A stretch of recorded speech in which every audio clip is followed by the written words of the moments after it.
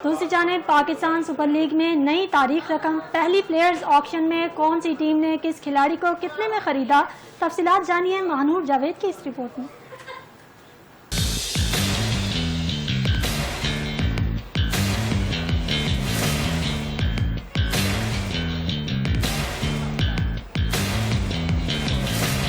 Pakistan super league की तारीख की पहली नीलामी की तकरीब लाहौर एक्सपो सेंटर में मुनक्किद की गई, जिसमें 800 से जायद मुल्की और गैर मुल्की खिलाड़ी नीलामी के लिए पेश हुए। चेयरमैन पीसीबी मोहसिन नकवी ने तमाम फ्रेंचाइज मालिकान को कौमी टीम की T20 वर्ल्ड कप 2026 की मारखोर वाली स्पेशल कस्टमाइज टी शर्ट्स बतौर तोहफा पेश की। टीम रावलपिंडी ने फास्ट बॉलर नसीम शाह को 8 करोड़ 65 लाख रुपए में अपनी टीम का हिस्सा बनाया, जो इवेंट के महंगे तरीन खिलाड़ी बन गए। दूसरे नंबर पर महंगे खिलाड़ियों में न्यूजीलैंड के डेयर मिचेल भी शामिल हैं, जो 8 करोड़ 5 लाख रुपए में रावलपिंडी का हिस्सा बने। ऑलराउंडर फहीम अशरफ को इस्लामाबाद यूनाइटेड ने 8.5 करोड़ रुपए में खरीदा।